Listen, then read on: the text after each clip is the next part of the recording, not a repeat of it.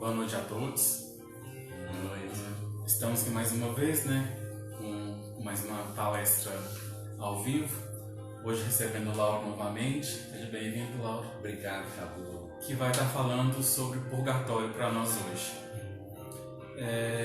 No final eu passo os recados, a gente tem a programação da semana que vem, dos dias que vai ter. E para a gente dar início hoje, vou estar lendo uma mensagem do livro Ainda é Tempo, psicografia de José Ribeiro, que foi fundador da Casa Centro Espírita Unidos para o Bem. A mensagem, Enquanto é Tempo. Esse Enquanto é Tempo, a gente tirou, foi aonde a gente tirou o nome do livro Ainda é Tempo. Aos que se encontram no plano terreno, que seja autêntico os sombreiros do bem, mantendo-se firmes no testemunho sagrado, que se submeteram a cumprir como viajantes nessa caminhada sem paradeiro, de cá para lá e de lá para cá, procurando em todas as oportunidades os prováveis esquemas de mudança. Na terra limitada tem sido o horizonte da vida, que os meus irmãos encontrem os meios possíveis para uma trajetória decisiva, preparando-se desde já para que a grande arrancada luminosa de renovação espiritual. Não estou vendo alternativa senão essa, tão importante e providencial a cada um de nós, ajudando todos os que choram e padecem, pois Deus é o mais perfeito ser do universo e o tesouro dos pobres. Quantos se acham mendigando migalhas e nem sequer podemos ajudá-los na superação de seus problemas para que tenham uma vida melhor e mais digna. Ainda é tempo de buscarmos novos rumos para encontrarmos as soluções para todos os problemas. Que todas as nossas conquistas sejam vitoriosas, buscando os caminhos sublimados pelo amor.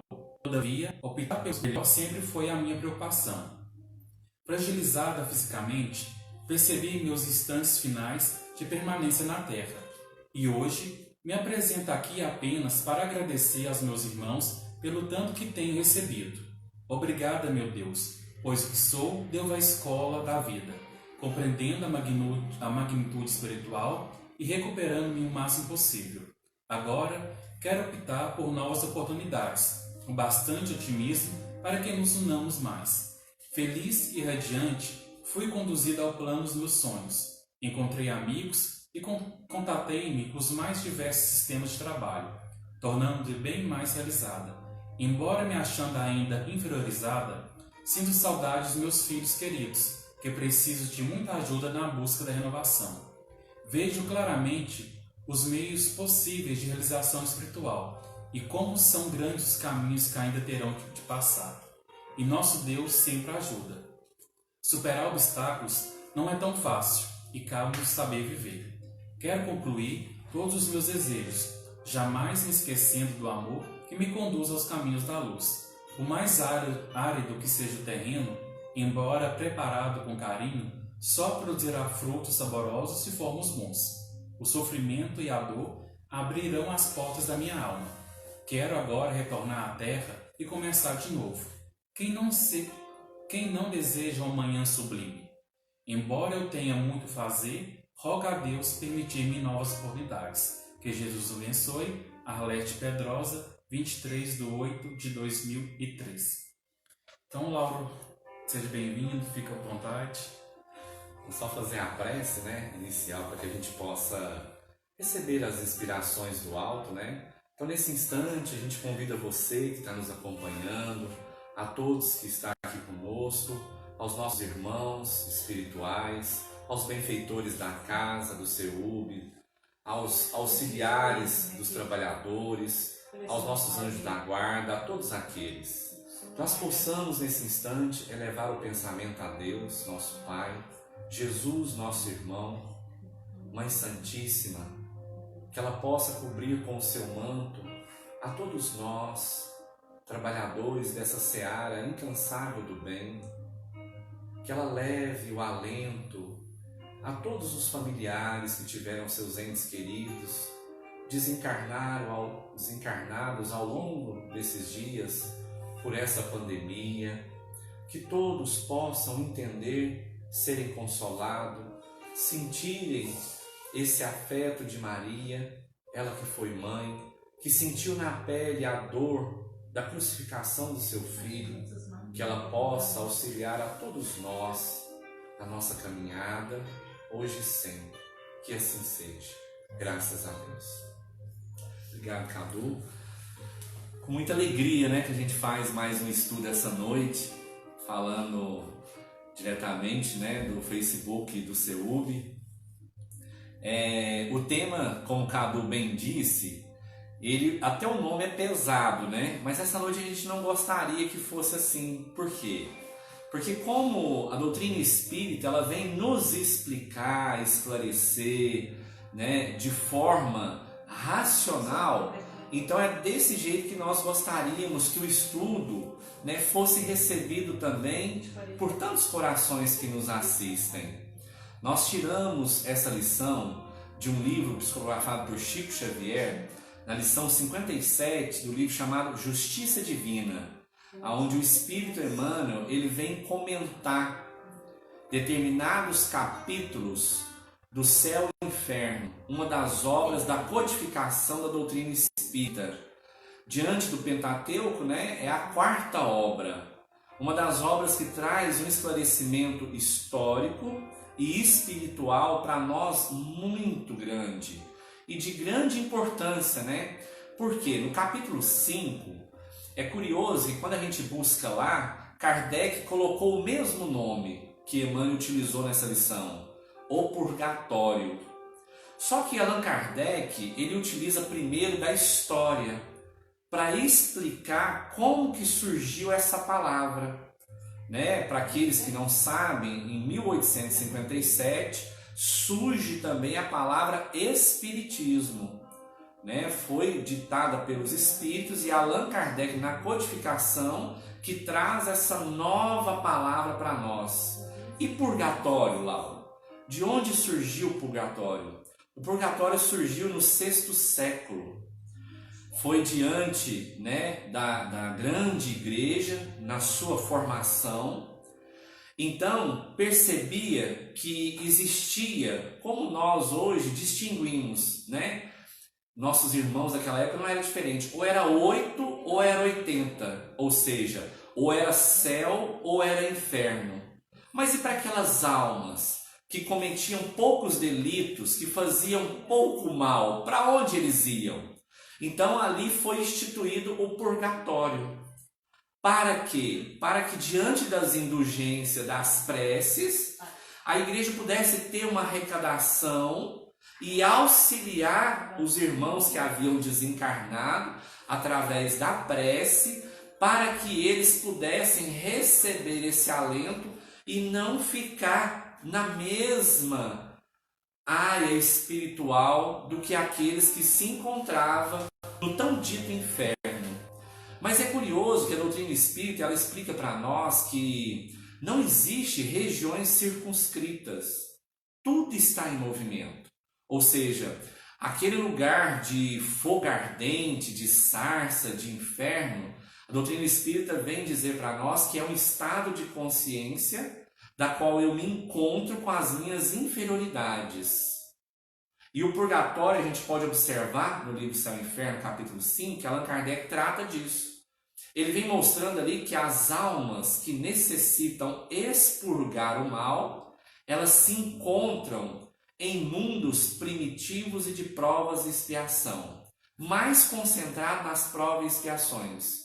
Por isso que se demora tanto nas provas e expiações, porque normalmente as almas que ali reencarnam, elas repetem os mesmos erros. Porque elas continuam na sensação e aquilo para a alma é muito bom, então diante disso ela se sente confortável em manter aquilo. Ao desencarnar, ela continua no mesmo grupo de amigos, na grande maioria, e eles se encontram no mundo espiritual, e muitos deles nem se dão conta que estão nos umbrais das consciências, em locais ainda de inferioridade, por não conhecerem totalmente as leis divinas e a moralidade.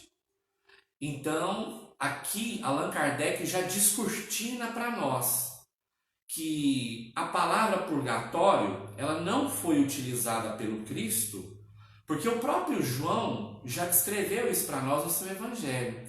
Jesus não disse tudo, porque se ele fosse dizer tudo, aquilo que os evangelistas conseguiram descrever ali, né, aquela grande quantidade de passagens, de parábolas, não caberia em todos os livros do mundo.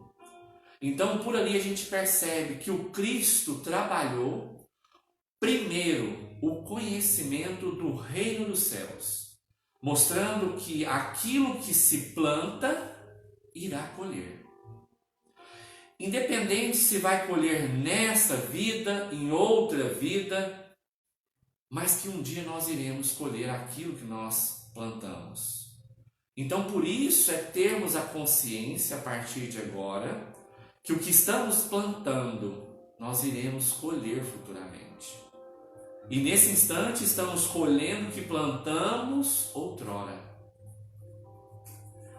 Lauro, então quer dizer que o purgatório é justamente o planeta Terra, um dos planetas. O planeta de prova e expiação é onde as almas necessitam expurgar. Utilizando da filosofia espírita, nas obras de André Luiz, no livro Entre o Céu e a Terra, Hilário e André Luiz, eles interrogam ali o benfeitor, né, quando um espírito estava numa determinada região muito densa e ele sentia uma grande vontade, né, de despojar aquele mal que ele trazia. E ele fez uma prece, foi socorrido. Então ele via aqueles benfeitores trabalhando ali, ele sentiu a vontade de fazer o mesmo. Só que ele não tinha condições, mesmo desencarnado, condições espirituais para fazer da mesma forma que ele via os benfeitores fazendo. Então ele pediu: como que eu faço para me despojar dessas imperfeições?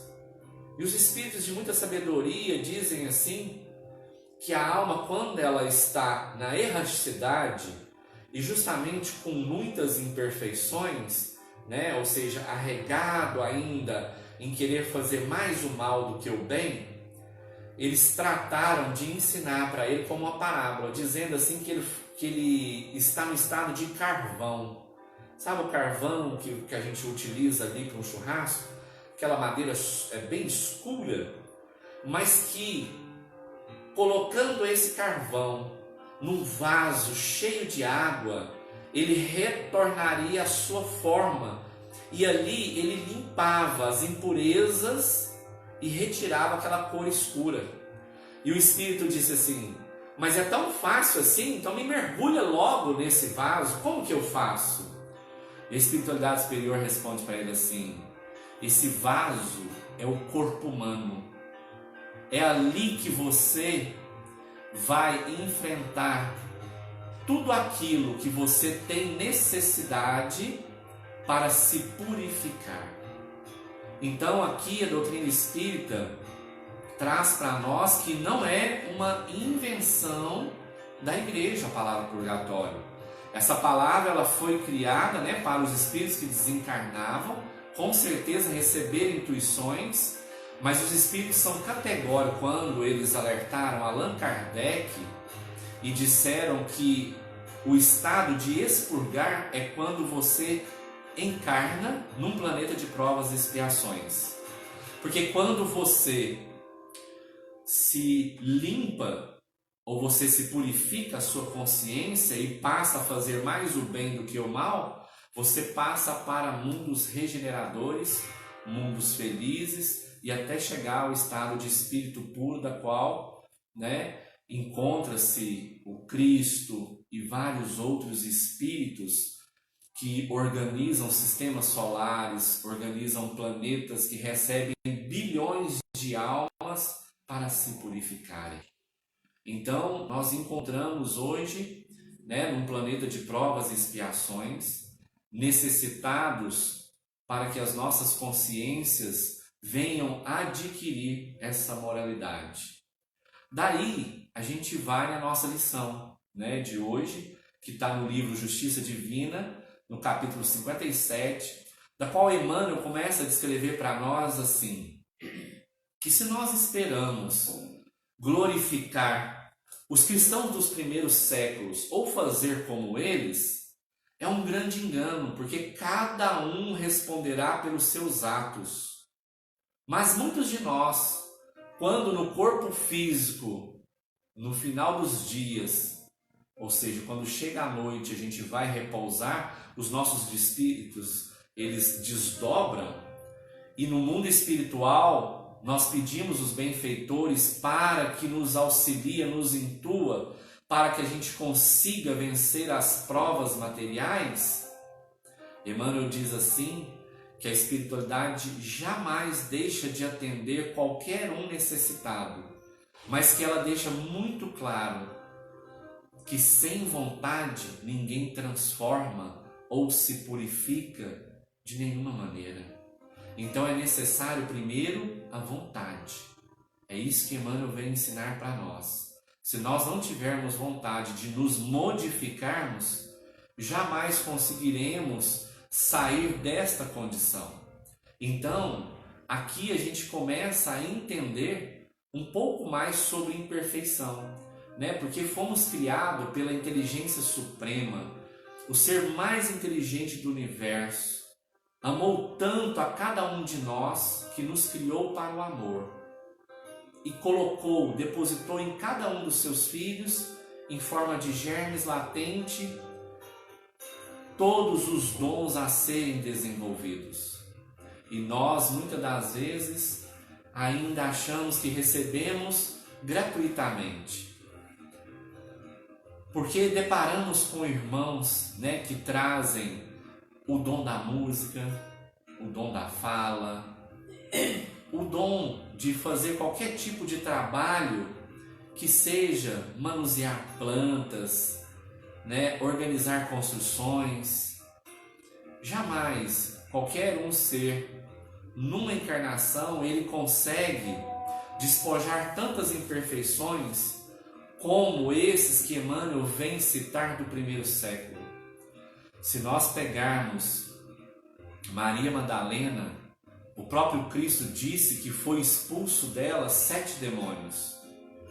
E traz uma grande curiosidade para nós, porque se o Cristo, com todo esse conhecimento e entendimento que inferno, demônios são estados de consciência, seres inferiores ainda que querem o mal do seu semelhante, como ele poderia expulsar algo de alguém? Mas no entendimento judaico, nas palavras em aramaico da qual o Cristo ensinava, isso fica muito claro para nós. Uma mulher que tinha uma vida, que não conhecera o amor, quando se depara com alguém que traz e não a julga, ela consegue receber forças que jamais tinha se deparado. Então ali ela consegue se expurgar tudo aquilo de mal que trazia com ela. Através das obras de Humberto de Campos, a gente tem essa notícia, que em uma encarnação, nem Paulo de Tarso, nem outro cristão do primeiro século conseguiu em uma encarnação, como Maria Madalena, expurgar 7 imperfeições, 7 demônios, como dito na conhecida Bíblia. Então por aqui a gente começa a perceber que o Cristo, ele não disse a palavra purgatório, mas ele explicou muitas nuances daquilo que seria o estado de consciência de cada um de nós, daquilo que nós fazemos, daquilo que nós vamos adquirindo também quando temos conhecimento dessas leis divinas. Então aquele que ilumina a sua consciência, ele se sente no dever de retornar para auxiliar os que aqui ficaram a se iluminarem também, a fazer o bem, a entrar nessa vibração que contagia. E por isso que muitos, quando adentram essas regiões espirituais, passam a perceber, não só através da mediunidade, mas pelo tanto que o bem, ele alimenta a alma, dos dois lados da vida. Porque Allan Kardec, ele encerra dizendo sobre esse capítulo 5, Purgatório, mostrando que a prece foi muito utilizada nos primeiros séculos da igreja e que muitos não acreditavam, porque palavras não tinham a mesma importância do que ações, que as ações valem mais do que as palavras.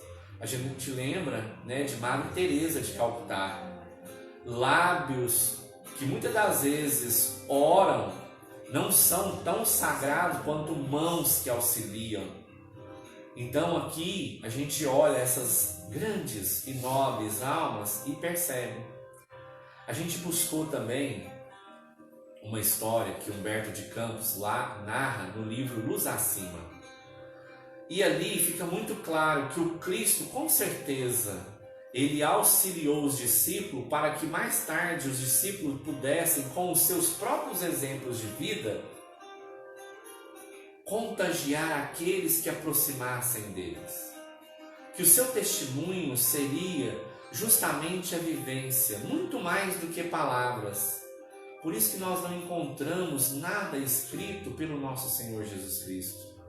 Aqueles que o acompanhavam, e muitas das vezes a gente observa várias passagens, né, da mesma circunstância, com narrações um pouco diferentes umas das outras, porque ali traz o olhar e os sentimentos do discípulo que anotou. Mas Humberto de Campos, ele narra para nós uma lição muito valiosa. Essa lição, no livro Luz Acima, conta assim para nós que Jesus e Pedro saíam de Cafarnaum para Magdala. Os dois saíram a caminho com aquele sol, né, maravilhoso da Judéia. Então Pedro vira para Jesus e diz para ele assim: Mestre, como que eu faço para retirar os inimigos de dentro de mim? E Jesus, nessa hora, reflete, percebendo a condição espiritual do irmão Pedro, que ali estava ao seu lado, diz para ele assim: somente, Pedro, com as experiências, você poderá entender quem são seus inimigos, ou os que estão dentro de você. Então Pedro, nessa hora, né, como sempre, ele começa a ficar exaltado com o Cristo e diz para Jesus assim: mas mestre, até eu passar por todas essas experiências, já terei retornado para o reino dos céus e não terei todo esse conhecimento que vós trazeis. E Jesus volta a afirmar para Pedro, dizendo a ele: Pedro, mais breve do que tu esperas, receberás as experiências que necessitas. E os dois continuam caminhando, e logo na primeira baixada do caminho, Pedro põe a mão em Jesus e diz para ele: Mestre, deve ter alguém atrás daquelas árvores ali de espreita, esperando para te assassinar. Fique aqui que eu vou lá expulsar essas pessoas dali. Então Pedro já chega austero, próximo às árvores que estavam balançando ali, ele já percebendo que tinha alguém lá atrás escondido, mas ele não sabia quem era. E nessa hora, Pedro sente medo, porque se fosse realmente um assassino, poderia primeiro tirar a sua vida, para depois afrontar o próprio Cristo. Então sai de trás das árvores, sorrindo, seu irmão André, e começa a bater nas costas de Pedro, brincando com ele, mas Pedro não consegue levar aquilo em brincadeira. Fala austero com o próprio irmão que ele não poderia ter feito aquilo, porque ele estava com Jesus, e que aquilo jamais poderia acontecer, porque qualquer hora, né, uma pessoa que não conhecesse o que o Cristo estava trazendo poderia assassiná-lo. Isso na cabeça de Pedro, do discípulo que Jesus tanto auxiliou. Então aqui a gente percebe na narrativa de Humberto de Campos como que cada discípulo absorvia a lição. Então Jesus nessa hora diz para Pedro para que ele entendesse a experiência do medo. Que se o medo não tivesse uma função nas nossas vidas, nós muitas das vezes não éramos precavidos, não tomávamos cuidado com certas situações, complicações, que muitas das vezes acontecem ao longo das nossas experiências. Então André se junta ao grupo com aqueles que estavam ali com ele, com essa brincadeira, e eles viram um grupo maior e continuam a caminhar. Logo em seguida, eles encontram com um levita, discorrendo a Torá, falando sobre as leis mosaicas, e quando eles vê, Jesus era tratado de Nazareno, quando ele viu o Nazareno com os discípulos caminhando em sua direção, ele começa a insultar Jesus. Ele começa a discorrer palavras de insulto para o grupo. E nessa hora Pedro toma a frente novamente e começa a discutir com esse levita, dizendo que ele não conhecia o Messias, que Jesus era o Messias prometido, e mesmo assim aquele bate-boca não vai para frente. Então Jesus interfere, acalmando a Pedro e dizendo para ele: Pedro, utilizaste dos mandamentos com este irmão?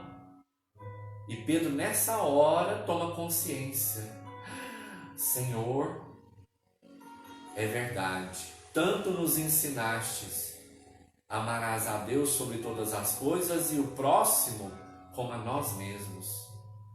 Pois é, Pedro, e você utilizou desse amor para com esse irmão? Então Pedro devolve para o Cristo, já mais tranquilo, dizendo que ele iria policiar das próximas vezes, quando a experiência da cólera o chegasse próximo, ou até mesmo ele começasse a vivenciar novamente. Então, eles começam a apressar os passos, porque tinham que chegar antes do entardecer, e logo encontram um judeu grego que afirmou que conhecera Zaconias. Zaconias havia ido para Jerusalém. Ele, segundo a narrativa bíblica, foi um dos leprosos que o Cristo curou. E Zaconias, ao chegar em Jerusalém, começa a defamar Jesus, dizendo que ele não era o Messias, que aquela enfermidade havia retomado o seu corpo novamente. E muitos de nós, quantas das vezes nós recebemos alguma graça, alguma cura e esquecemos de agradecer a Deus, inclusive da nossa própria alimentação, do uso correto quando fazemos dela, para que os nossos corpos, as nossas células sejam bem alimentadas. E o mais importante, agradecer a Deus, aquelas pessoas que plantaram, aquelas pessoas que colheram, aquelas pessoas que prepararam o alimento para que nós pudéssemos nos nutrir. Então Jesus vê ali que Pedro nessa hora fica muito encolarizado com esse irmão Zaconias, mas como ele estava diante de um judeu grego, e Pedro, que era pescador simples, começa a julgar esse irmão Zaconias e falava que ele não merecia o perdão de Deus porque havia sido curado por Jesus e não tinha agradecido. E o Cristo, quando ouve, não deixa com que Pedro continuasse aquele discurso. Se vira para Pedro e diz: Pedro, quantas vezes me perguntastes quantas vezes você deveria perdoar o seu irmão?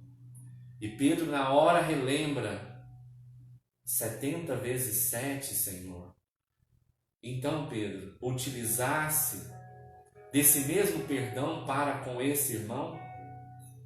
E Pedro nessa hora percebe a experiência da dureza de coração que ele ainda trazia. E Humberto de Campos continua narrando que esse grupo caminhava a passos largos para chegar em Magdala.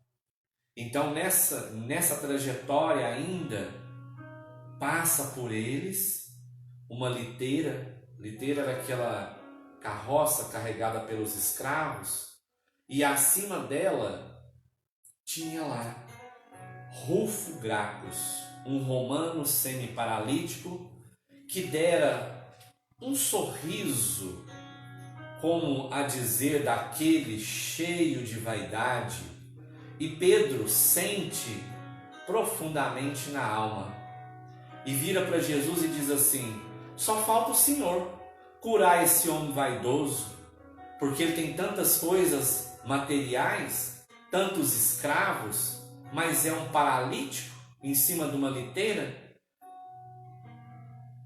Te deu um grande sorriso de boa tarde, só falta o Senhor curar ele.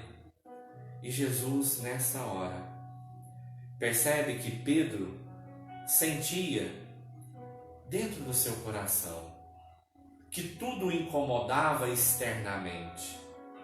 Então ele se vira para Pedro e diz assim: Pedro, a vaidade é um verdugo sutil, das quais aquele que traz a vaidade, por ele mesmo, ao retornar ao reino de Deus, se sentirá o mais mendigo de todos, porque ele era pautado no ter e não no ser, nas coisas exteriores, e esqueceu de construir o interior, como você também está esquecendo, porque a doutrina espírita sempre nos auxilia.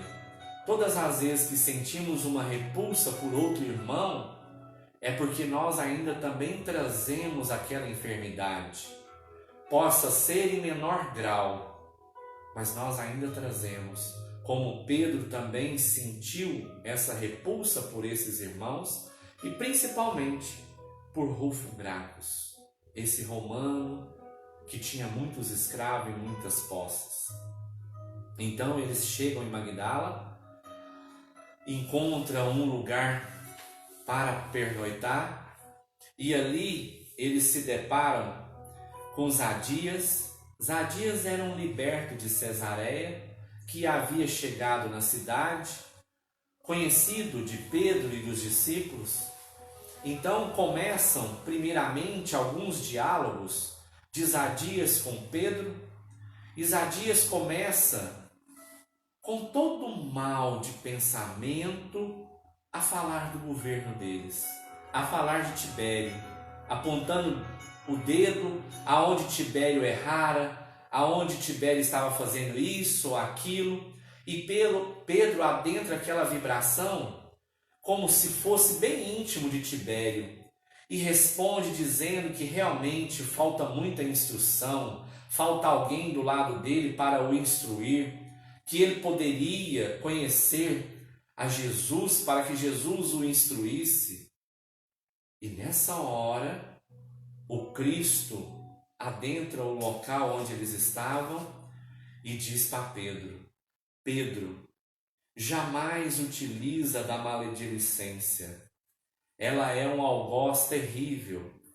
Todas as vezes que nós vibramos no campo do mal, mesmo aquele que está na condição de um governante, de uma autoridade, de um chefe de empresa, de um patrão, mesmo que ele traga a maldade para aqueles que são um subordinado, Jesus diz que nós não podemos utilizar da maledicência com ninguém.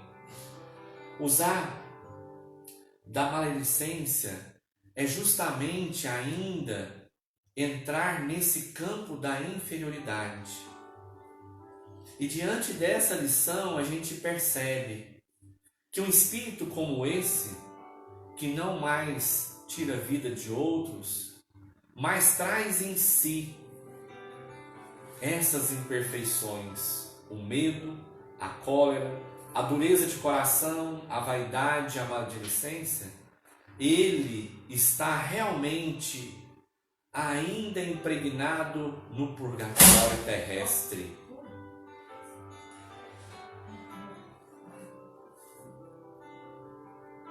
E diante disso a gente passa a perceber que o Cristo, aqui ele trata do purgatório, porque ele encerra, Humberto de Campos encerra a lição com os dizeres do Cristo: os piores inimigos moram em nossos corações.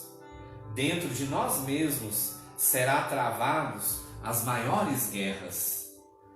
Então, com essas lições a gente percebe, né? Eu falo por mim mesmo, o tanto que nós ainda estamos no purgatório, o tanto que nós ainda necessitamos trabalhar essas leis divinas em nós, o tanto que nós necessitamos ainda expurgar essas imperfeições que nós alimentamos todos os dias.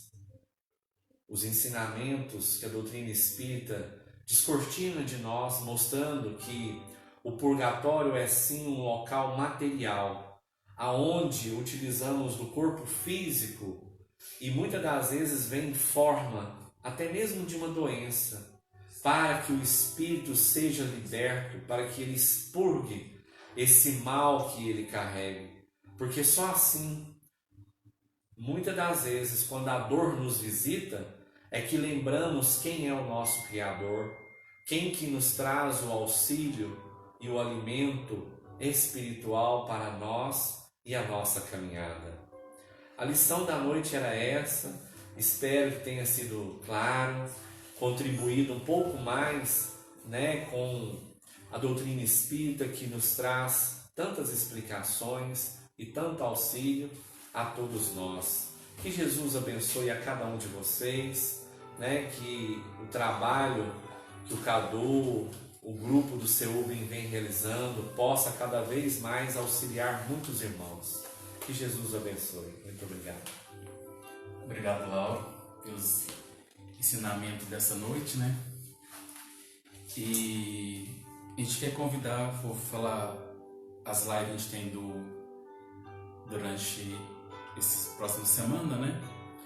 É amanhã, às 3h30 da tarde, aqui pela nossa página, Live com Itamar, que vai falar sobre fé racionada. Na segunda-feira, às 7h30 da noite, com Júlio Carvalho, com o tema Maria, Mãe de Jesus, né? Aproveitar o mês de maio, né? O Dia das Mães. Na terça-feira, às 7h30, com Hilton, lá de Uberlândia, com o tema Os Chamados do Senhor. Dia 6, quarta-feira, às 7h, com o Dr. Laures, lá de Uberlândia, Bem-aventurados Aflitos. Na quinta-feira, dia 7, às 7h30, com o médium e escritor Vanderlei de Oliveira. Essa na quinta-feira, do Vanderlei de Oliveira, é mais um estudo, né? Muita gente conhece ele, né? Trabalho dos livros psicografados dele. Então ele vai fazer um estudo sobre o livro Guardiões do Karma, né? A nossa casa Centro Espírita Unidos para o Bem, ela não é uma casa kardecista, ela não é uma casa umbandista, é uma casa universalista. Então esse livro vai falar sobre os guardiões, né? Onde que na Umbanda é conhecido como os Exus. Então ele vai estar dando esse estudo, a live vai ser aberta a perguntas. Então na quinta-feira, durante a live, pode mandar perguntas, né? Aproveitar essa oportunidade, né? Que o Vanderlei vai estar fazendo essa live aqui pra gente, né? Poderá esclarecer muitas dúvidas, tanto dos umbandistas, tanto dos kardecistas, né? A live está aberta para respostas. Conhecimento sempre é bom, né, Cadê? Isso. Na sexta-feira, às 7h, com a Fabiana, não é a esposa do Lauro, lá de... eu vou falar, é Uberlândia, com a parábola do filho pródigo. E no sábado, com a Joelma, às 3h30 também de Uberlândia, o tema ela vai estar indo passar para a gente. E também está convidando a todos, né, que esse final de semana agora comemora o aniversário do Instituto. Então, hoje já aconteceu a live 6h da tarde com psicografia. Então, amanhã, sábado e domingo, também tem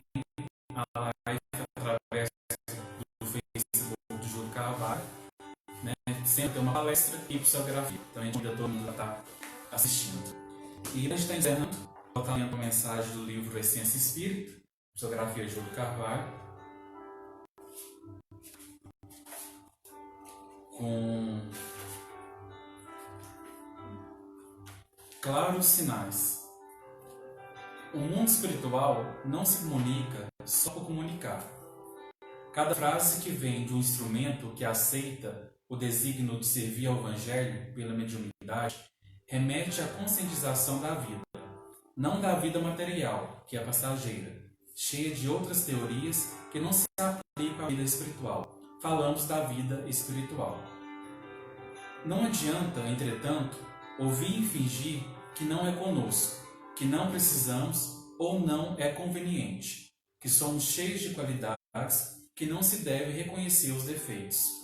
Aprender a ouvir e filtrar na consciência, no próprio adiantamento, é o nosso intuito. Por isso, o plano espiritual insiste em dizer: não é reclamando que vai vencer as suas dificuldades. Não é dando cólerico que vai conseguir disciplinar e respeito. Não é com irritação que auxiliará alguém. Não é com agressividade que conseguirá aplicar a lei do amor. Prestemos atenção em cada ponto. Escutemos a voz íntima gritando dentro de nós, pedindo mais gentileza, mais amor, perdão e compreensão. Estamos percorrendo o caminho que talvez nos leve a turbulentos destinos. Precisamos de mais brilho na vida, escutar os claros sinais da existência que nos pede para refletirmos. Há uma oportunidade gloriosa em nossas mãos, um momento edificante para ser construído e percorrer caminhos que ainda instintos em não percorrer no bem. Insistimos em não percorrer no bem. O mapa da felicidade está conosco. Vamos então observá-lo melhor na prática. Anita Guzmão. Então, com essa mensagem, a gente termina mais essa transmissão de hoje, né? Mais uma vez agradecendo ao Lauro. Obrigado. E amanhã, às 3h30, a live com o Itamar aqui na nossa página. Todos tenham uma ótima noite.